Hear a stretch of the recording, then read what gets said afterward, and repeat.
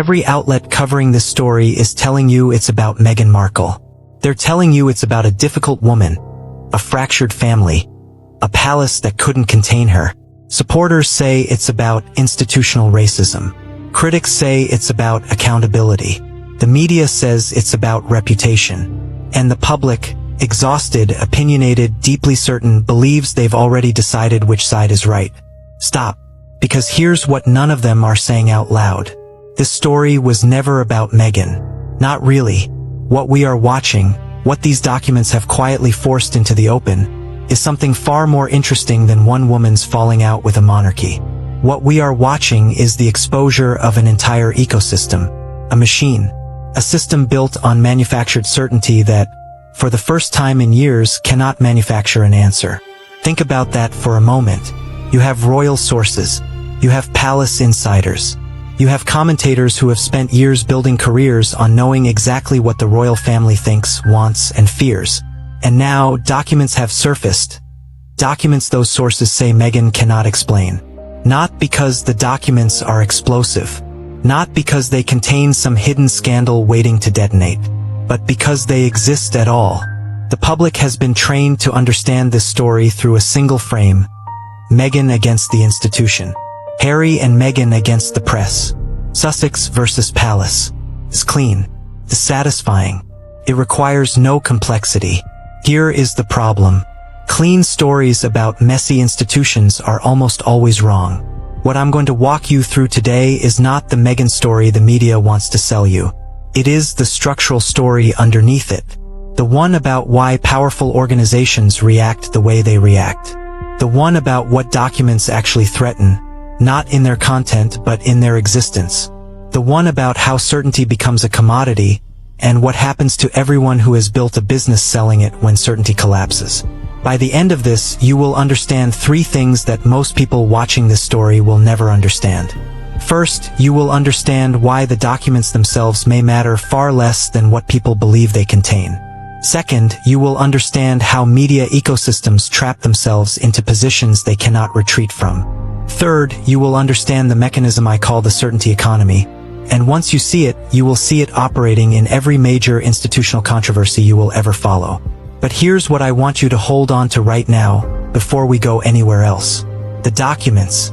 According to multiple royal sources who have reviewed or been briefed on their contents, the papers themselves contain almost nothing dramatic.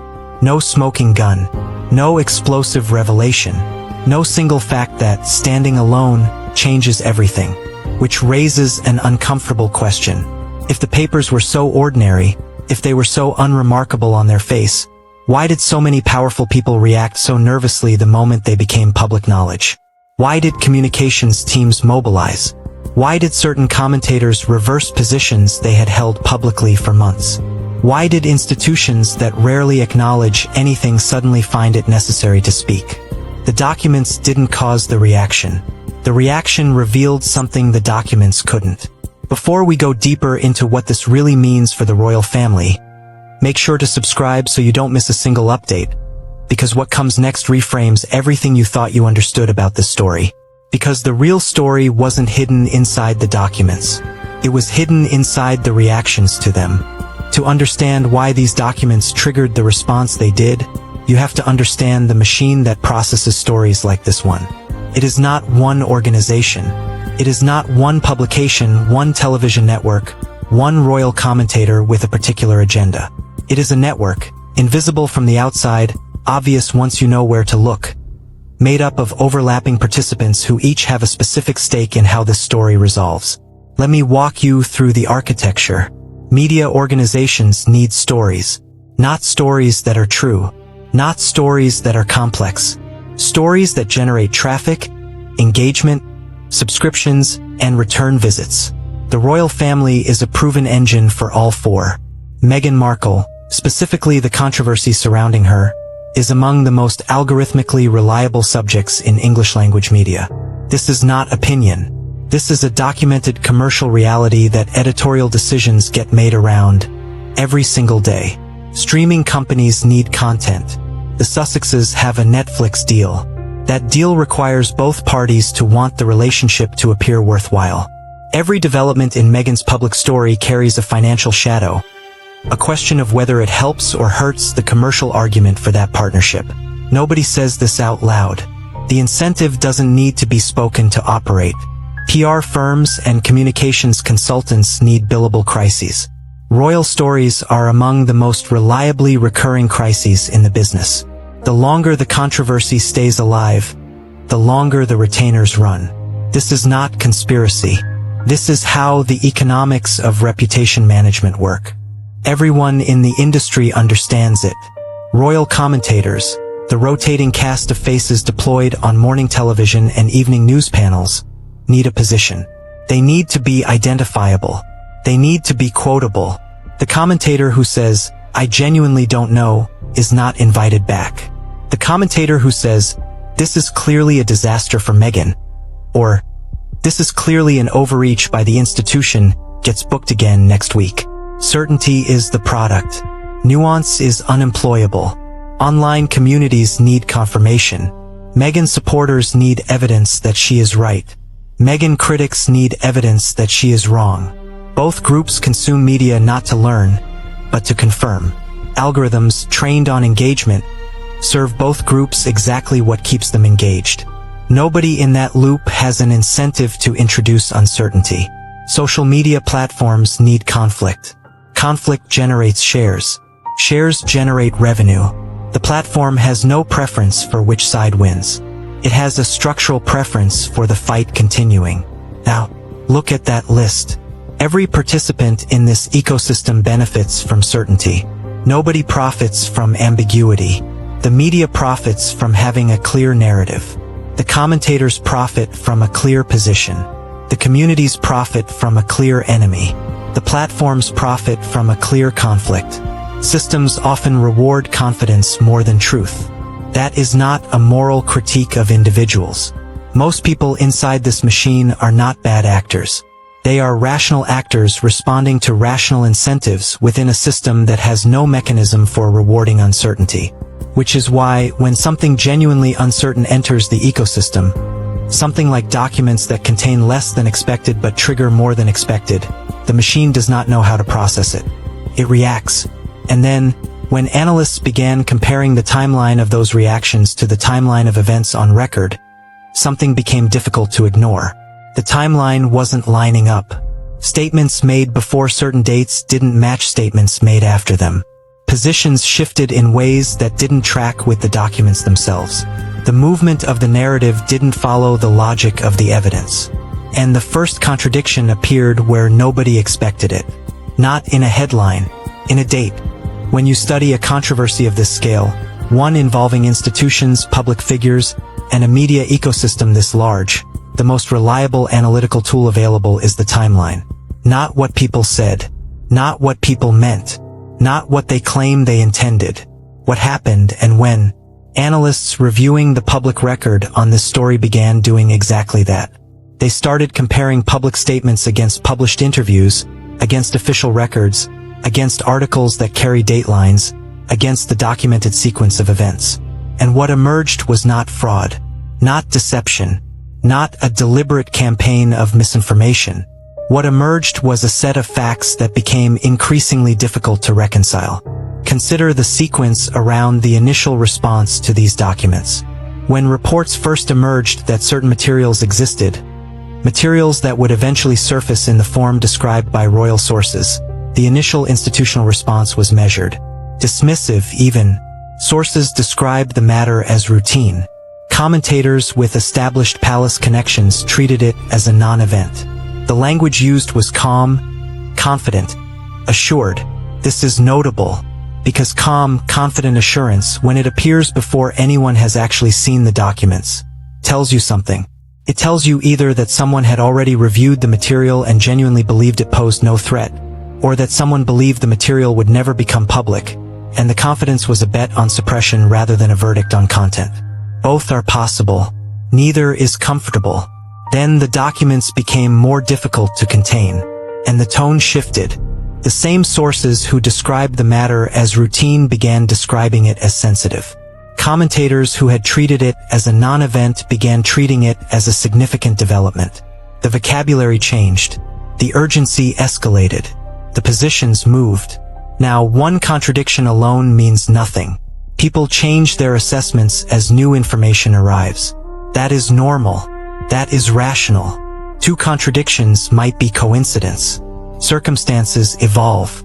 Contexts shift. Any individual inconsistency can be explained. But three forms a pattern. And in this timeline, there are more than three. The pattern looks like this.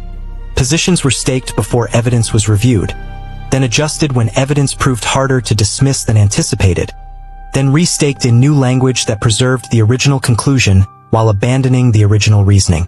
The conclusion remained constant. The foundation beneath it kept changing. Here is why this matters analytically.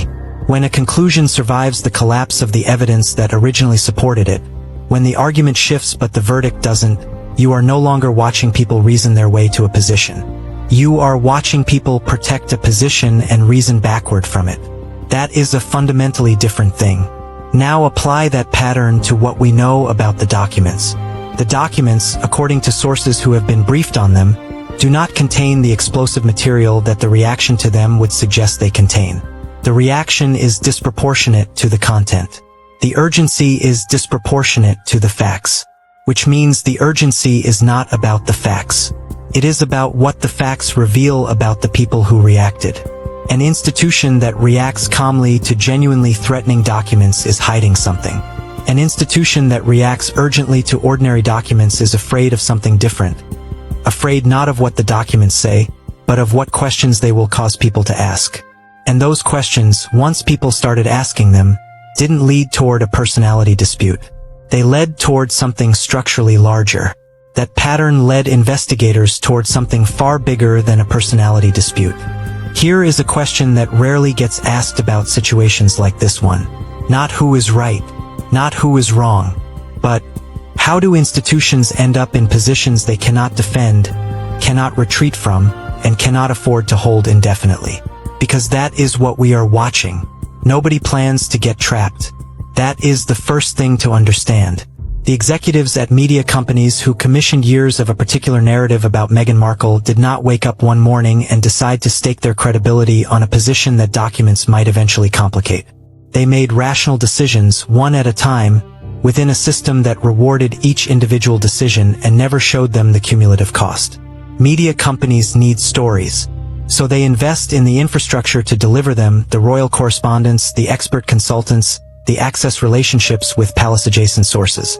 That infrastructure only pays for itself if the stories keep coming. So the stories keep coming.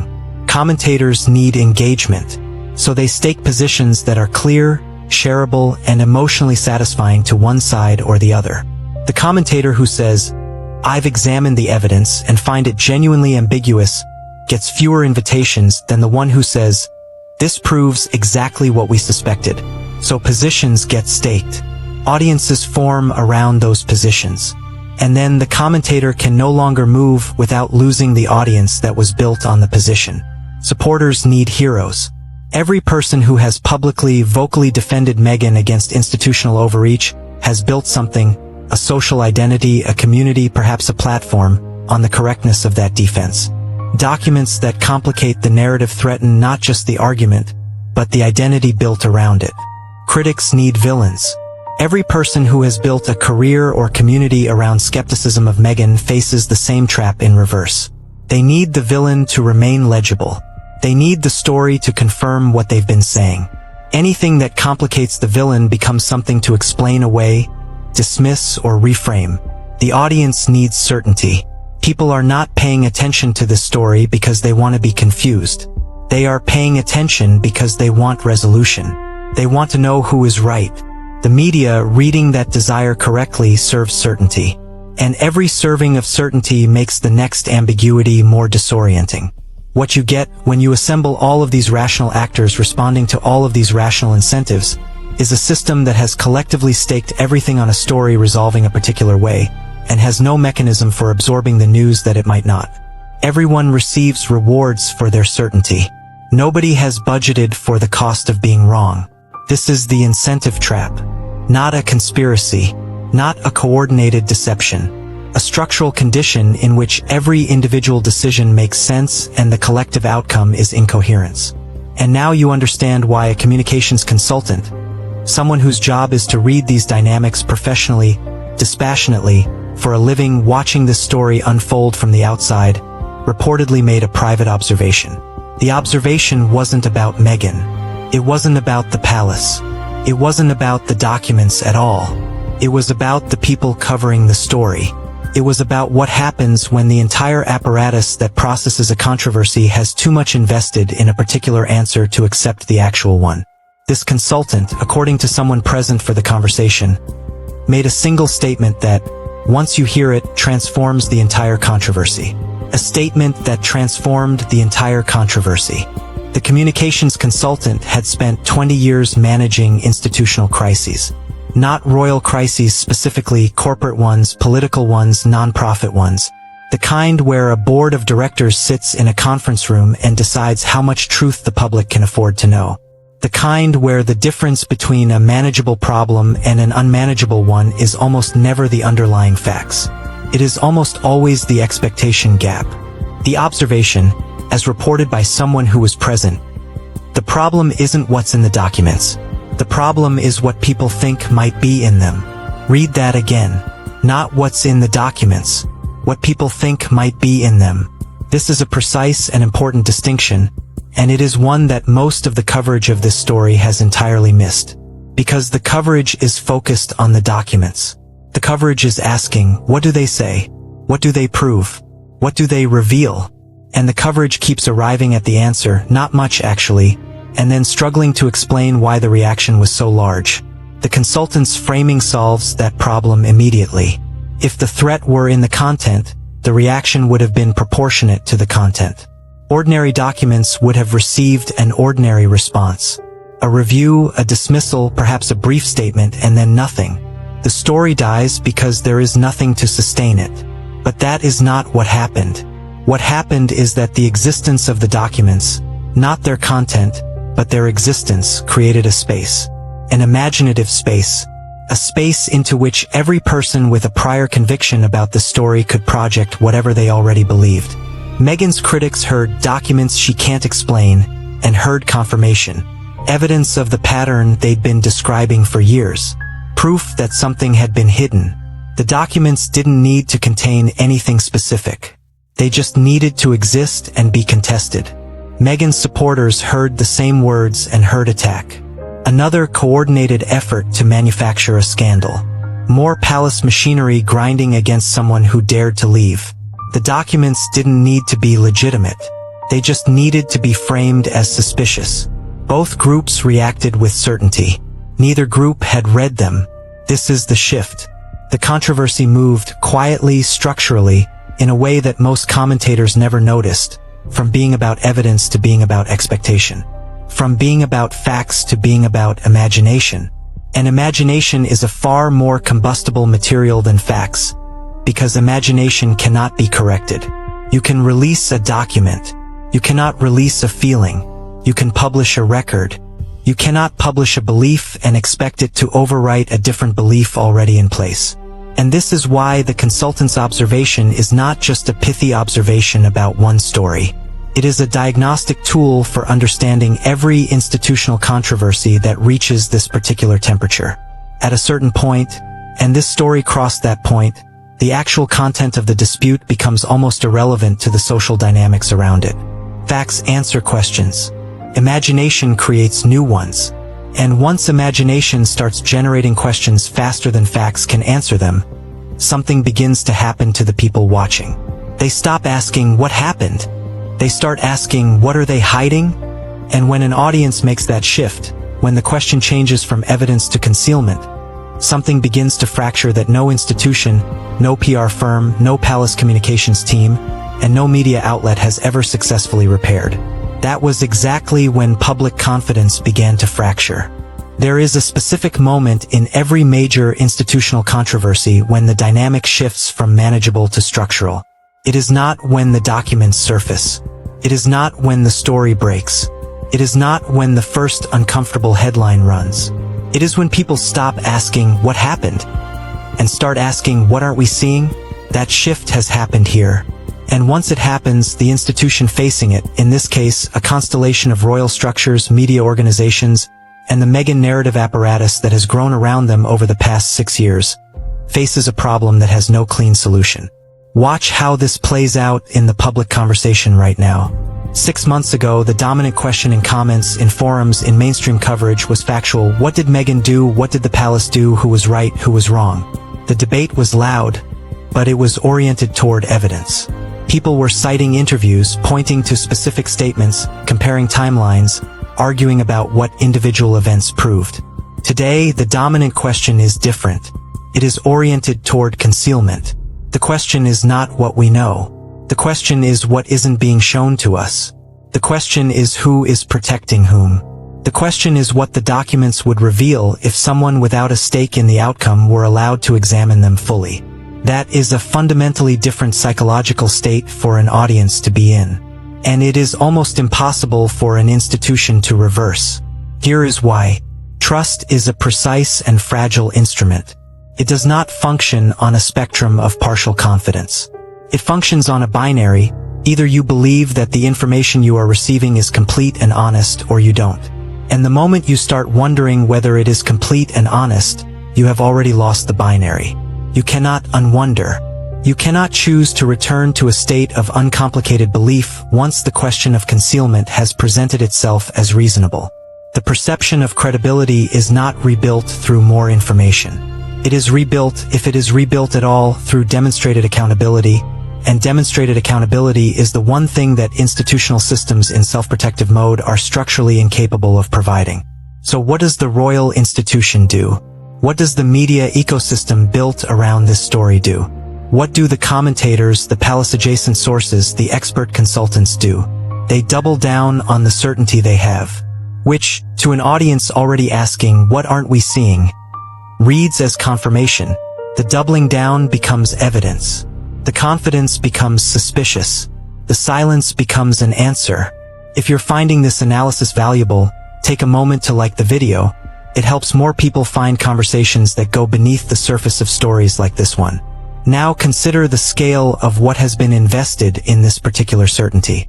Years of coverage, hundreds of commentators, publishing deals, streaming deals, speaking circuits, social media communities, nonprofit brands, royal expert careers, an enormous amount of human and commercial infrastructure built on a particular version of this story remaining legible. All of it now facing an audience that has moved from, "Tell me what happened," to, "I don't fully believe what you're telling me." That is a structural condition, not a temporary PR problem. And institutions that have faced structural crises of trust before, in politics, in finance, in religion, know what comes next. Because what comes next is the realization that no one is driving anymore. The story was no longer under anyone's control. Power structures spend an enormous amount of energy maintaining the illusion of narrative control. Not actual control, that is rarely achievable, and sophisticated institutions know it. The illusion of control. The impression that there is a coherent, managed, coordinated account of events that the institution endorses, and that the account is credible enough to function as the dominant version of the story. The monarchy has been exceptionally good at this for centuries. So has the British press when it is operating in a coordinated consensus mode. And so has the Meghan narrative ecosystem, both in its pro-Meghan and anti-Meghan forms, which has been remarkably effective at maintaining internally coherent accounts of events that are actually deeply ambiguous. What happens when that illusion fractures? Here is the answer, derived not from speculation but from documented historical pattern. Once genuine doubt enters public discourse, not doubt manufactured by an opposing faction, but organic doubt generated by contradiction between the official account and observable reality, the dynamic inverts. The very machinery that was used to control the narrative becomes the mechanism that spreads the doubt. The royal correspondents who spent years providing authorized versions of palace thinking now become, in the mind of the skeptical audience, the conduit for managed information rather than genuine reporting. Every statement they relay becomes a statement to be interrogated. Every source they cite becomes a source to be evaluated for motive. The infrastructure of credibility inverts into infrastructure of suspicion. No PR team can fully contain this once it starts. No communication strategy arrests it. The strategy itself gets analyzed. The language of the strategy becomes evidence. The timing of the statements becomes significant. The choice of which spokesperson speaks and which one doesn't becomes meaningful. Everything the institution does to manage the story feeds the appetite for reading the management of the story. No critic can fully direct it either. Meghan's critics, having built years of content on a particular account of her character and motives, now find themselves in a landscape where their certainty reads as suspicious to a growing portion of the audience, even to people who are not sympathetic to Meghan. Because the skepticism is not tribal. It is structural. It does not ask, is Meghan good or bad? It asks, why do all of these people need this story to land a particular way? And no supporter can fully stop it. The advocacy on Meghan's behalf, however genuine in its origins, has been sufficiently organized, sufficiently coordinated, and sufficiently tied to commercial interests to invite exactly the same scrutiny being applied to her critics. The audience watching from outside the tribal lines does not see two sides fighting about truth. It sees two sides fighting to control a story, and it trusts neither. The narrative has become self-sustaining. It no longer requires any of its original architects to maintain it. It runs on the fuel of its own unresolved questions, on the accumulated doubt, on the gap between the certainty of the participants and the experience of an audience that has watched the certainty fail to resolve into anything coherent. History contains countless examples of this phenomenon. The Pentagon Papers, the Catholic Church abuse crisis, the collapse of confidence in financial ratings agencies before 2008, institutional narratives that survived enormous pressure right up until the moment they didn't, and then fell so fast the architects of those narratives were still issuing statements when the ground they were standing on had already given way. Every one of those cases points toward the same uncomfortable lesson. And every one of them points toward the same uncomfortable lesson. Let us be precise about what these documents actually exposed. Not scandal. There is no verified scandal in the documented record. No court ruling, no regulatory finding, no Tier 1 evidence of wrongdoing that changes the fundamental legal or factual landscape of this controversy. Not guilt. Nothing in the documented record establishes that any individual acted with deliberate malicious intent in a way that goes beyond what has already been established in public reporting. Not innocence. Nothing in the documented record exonerates anyone of the behavioral patterns that years of documented public contradictions have already placed in question. What the documents exposed was uncertainty. Structured, ineradicable, institutionally threatening uncertainty. And uncertainty, this is the insight that almost no one covering this story has stated plainly, is more threatening to institutions than scandal. Think about that carefully because it runs counter to intuition. We assume that institutions fear bad news. We assume that the thing they are trying to suppress whenever we see suppression is a specific damaging fact. And sometimes that is true. But at the level of major institutional power, royal corporate media, what institutions actually depend on is not the absence of bad facts. It is the presence of a coherent account. An institution can survive a scandal. Scandals are defined. They have a shape. They can be addressed, apologized for, reformed, moved past.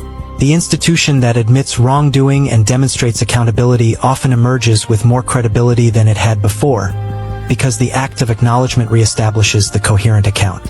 What an institution cannot survive, not easily, perhaps not at all, is the permanent suspension of the question. The ongoing, we don't fully know. The sustained condition in which the official account and the audience's experience of the story refuse to reconcile. Institutions rely on confidence. Confidence relies on belief. Belief relies on an account that holds. Remove the account that holds, and you have not simply created a credibility problem. You have removed the ground on which the institution stands. Now apply this to the specific architecture of this controversy. The royal family's power is not legal. It is not commercial in any ordinary sense. It is entirely symbolic and therefore entirely dependent on belief. The monarchy survives because people believe in its coherence, its dignity, its continuity. The moment significant numbers of people begin experiencing the monarchy as a system that cannot produce a credible account of events it is directly involved in, The moment it is experienced as opaque, managed, and self-protecting, something irreversible begins. The media institutions built around the royal story face the same dynamic. Their power is the power of the credible account. Publications that have staked their authority on a particular version of events, and whose audiences are now asking, what aren't we seeing, are facing an authority problem that cannot be addressed by publishing more of the same. And the Meghan narrative, on both sides of it, faces a reckoning it has been building toward for years. Healthy systems survive questions. Weak systems fear them. And the specific fear revealed by the reaction to these documents is the fear of a system that has confused the management of a story with the truth of it. The management has been sophisticated. The truth has been elusive. And now the gap between them is being measured, in real time, by an audience that has stopped being passive. But there was still one final pattern left unexplained. A pattern hiding in plain sight from the beginning.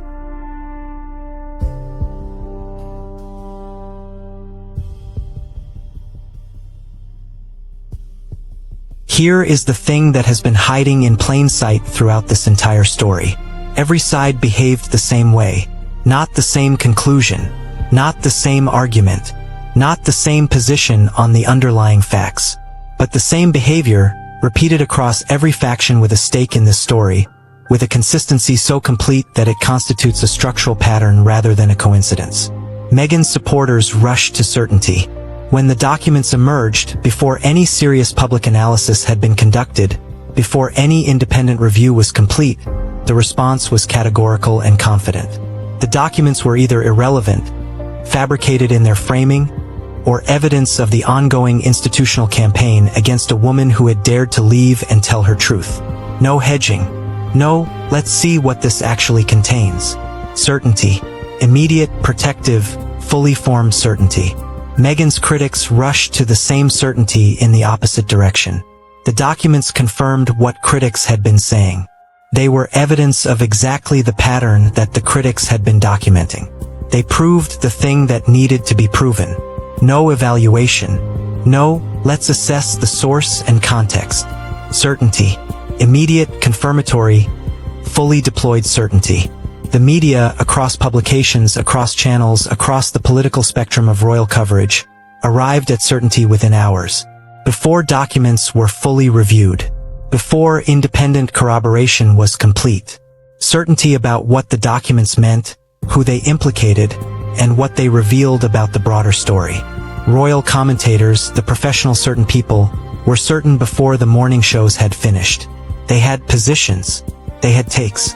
They had the language of authority about a situation that, by any honest assessment, required more information than was available. Online communities, the organized tribal forces on both sides, had processed the event into confirmation within a news cycle. Every side, every time, the same behavior.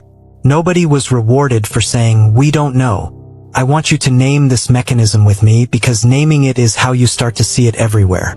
The certainty economy. The certainty economy is the structural condition in which media systems, social platforms, audience communities, expert industries, and public figures all receive disproportionate rewards for confident pronouncements and disproportionate penalties for honest uncertainty. It is not a conspiracy. It is a market. And like all markets, it produces exactly what it rewards. It rewards certainty. So certainty is what gets produced. Now take 3 facts, not opinions. Facts. Fact 1. Every major outlet that covered this story staked a position before independent document review was complete. Fact 2. No significant commentator on any side publicly revised their position after review in a direction contrary to their prior stance. Fact 3. The audience engagement metrics for confident coverage of the story are documented to be consistently higher than for hedged or uncertain coverage of the same events. Stack those 3 facts. What you get isn't just media bias. It isn't just tribal polarization. It's the certainty economy operating at full capacity, producing certainty as a commodity regardless of whether the underlying events justify it. Once you see the certainty economy at work in this story, you start seeing it in every story. In financial crises where everyone was certain until they weren't. In political controversies where certainty was the currency and uncertainty was disqualifying. In institutional scandals where the first casualty was not the wrongdoer but the credibility of everyone who had been confidently wrong. Once you see it, you cannot unsee it. And it changes how you interpret power forever. This was never simply about Meghan Markle. That was always the misdirection. A real person at the center of a real controversy. Real enough to draw your attention, specific enough to feel like the point, but never actually the point. The point is what Meghan's story reveals about the systems that processed it, the incentives that shaped it, the architecture of belief that has kept it alive in its current polarized, unresolvable form for the better part of a decade. Let me bring everything together. The documents surfaced. Their content, according to royal sources, was less dramatic than the reaction to them suggested. The reaction revealed not what the documents contained, but what the people reacting had invested in this story resolving a particular way. That investment, commercial, reputational, psychological, tribal, is the product of a system. A machine assembled from media organizations that need stories, commentators that need positions, communities that need confirmation, and platforms that need conflict. Each participant rational, the collective output irrational. The timeline contradictions did not prove wrongdoing. They proved something more quietly significant. Positions were staked before evidence was reviewed, and held after the evidence underneath them had shifted. That is not reasoning. That is protection. And protection, when it is institutional and systematic, is indistinguishable from the very behavior it claims to be exposing. The certainty economy produced exactly what it always produces. Confident accounts from every direction, none of them willing to concede the honest center. We don't fully know, and the people telling you they do are being paid, emotionally or commercially, to perform certainty. And underneath all of it, the incentive trap, the timeline contradictions, the self-sustaining narrative, the architecture of uncertainty, is a single structural truth about how power actually works. Power doesn't survive on facts. It survives on belief. Not blind belief. Not manufactured belief necessarily, but the sustained experience in the minds of the people over whom power is exercised, that the institution holding that power is coherent, honest, and capable of giving an account of itself that holds together under scrutiny. Remove that experience, and power does not simply weaken. It becomes legible as power for the first time. And once people see power clearly, not through the lens of the official account, not through the lens of the opposition account, but through the lens of what the system actually is and how it actually functions, they cannot be governed by the same mechanisms that governed them before. That is what these documents did. Not through their content, through the reaction to their existence. They created a moment in which the machinery became visible, in which the incentive structures were legible, in which the gap between confident certainty and actual evidence was undeniable to anyone who was paying attention without tribal allegiance. If you've stayed with me to the end of this, subscribe and join this community of viewers who look beyond headlines and ask the structural questions, because there will be more of these moments, and understanding them in advance means you will not be surprised. The documents created one question that nobody has fully answered. If entire systems, royal, media, commercial, social, depend on certainty to function, what happens when uncertainty becomes impossible to ignore? When the audience reaches a critical mass of, I don't fully believe what I'm being told? When the certainty economy can no longer produce a product its consumers will accept? Nobody has answered that question, because power doesn't survive on facts alone. It survives on belief. And the moment belief starts to wobble, everything built on top of it begins to move.